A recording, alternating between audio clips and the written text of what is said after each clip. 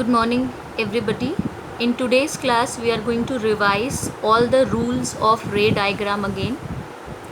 सबसे पहले हम कॉनकेव मिरर ये सारे रूल्स रिवाइज करेंगे और फिर कॉन्वेक्स मिरर पे भी सारे रूल्स रिवाइज करेंगे. तो हर बार जब हम रिवाइज करेंगे तो पहले एक एक मिरर बनाएंगे. मिरर बनाने के तरीके के लिए अभी के लिए मैं पेन यूज़ कर रही हूँ. Later on I will use proper compass and pencil also in order to make it. As we know that in the concave mirror the bulging surface is representing the polished surface and the cave surface is representing the reflecting surface. So this line over here is representing the principal axis. ठीक है. This is the center of curvature of the hollow sphere from where the mirror is made. This is known as the pole of the mirror. This is the principal focus of the concave mirror. Similarly, if I have to make a convex mirror over here in the same manner, so I am going to make it like this, where I will make the bulging surface as the reflecting side. bulging surface को reflecting side बनाया जाएगा और जो inner cave surface है वो आपका polished surface बनेगा. ठीक है. So here this line will represent the principal axis. Okay.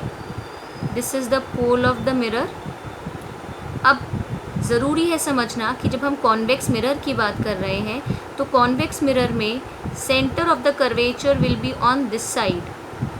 Okay, because this is the point where we have to keep the needle of the compass and make the hollow sphere जहाँ से इस mirror को बनाया गया है. This will be the principal focus. So this is our diagram of concave and convex mirror. Let us see the first rule that needs to be cleared in concave mirror and convex mirror. Rule number 1 says if any line is coming parallel to the principal axis, then after reflection it will pass through the focus. Arrow will be very important over here. Let us do the same thing in the convex mirror now. It says if any line is parallel to the principal axis, it will either pass or appear to be passing. Please kindly understand, concave mirror is a converging mirror but convex mirror is a diverging. मतलब ये diverge करेगा यहाँ से अपने ही medium में.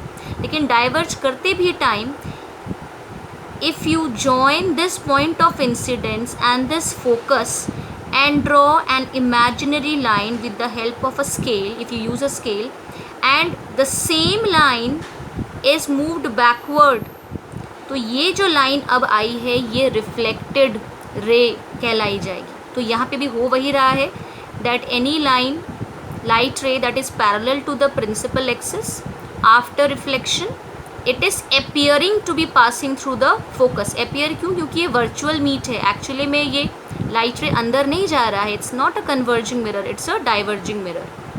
Similarly this one also it's a converging mirror.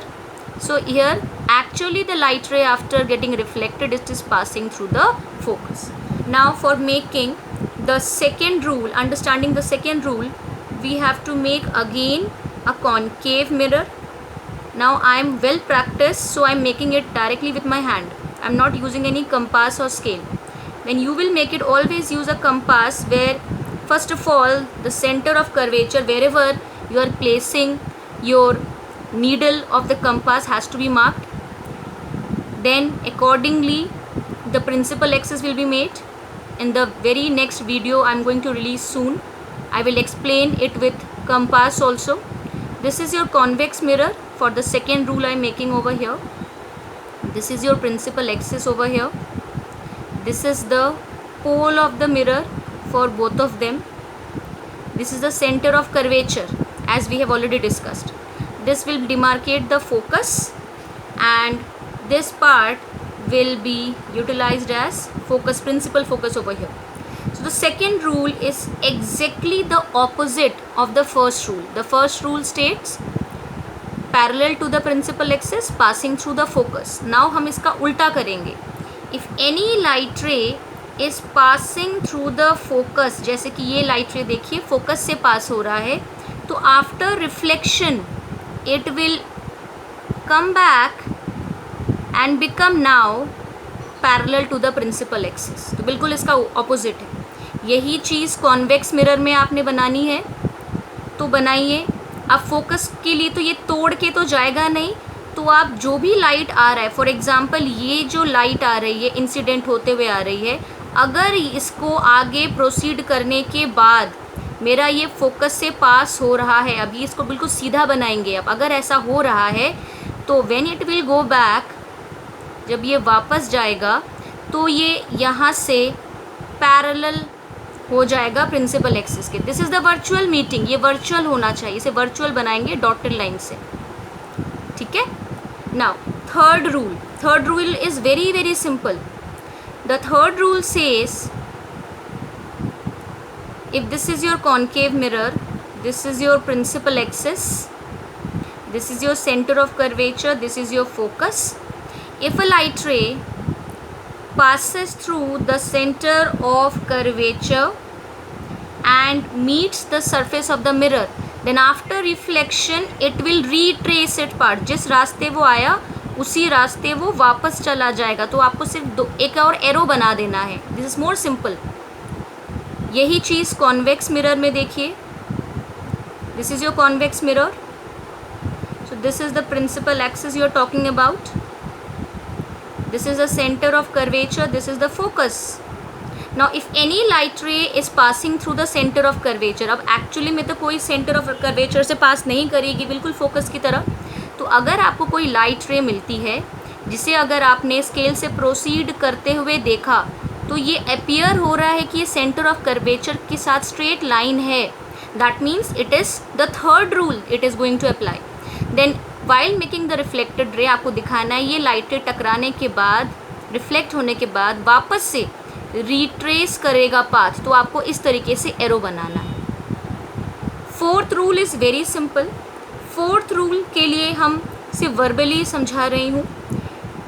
If the light रे touches the mirror obliquely, for example let us consider this to be the concave mirror. Now again it's more simple. इसे मैं normally ये रे diagram बनाते time नहीं use करवाती हूँ बच्चे से, because many a time they make mistake. This is your center of curvature, this is your focus. If the light ray is touching the mirror obliquely, that means at an angle, तो जब आप reflected ray बनाओगे then the angle of reflection should be exactly equal to it. Same चीज़ आपने convex mirror में बनानी है। This is your convex mirror, this is your principal axis, this is your centre of curvature, this is your focus. If the light ray is obliquely placed at an angle to the mirror and neither of the three rules can be applied, तभी आप इस rule को अपनाओगे जहाँ पे same angle बनाते हुए, angle of reflection बनाते हुए as accordings to the law of reflection it will move back. So these are the 4 rules. These are very very essential. Normally start with first and second rule for making ray diagram. नहीं होता तो third rule अपनाएंगे. Thank you so much class.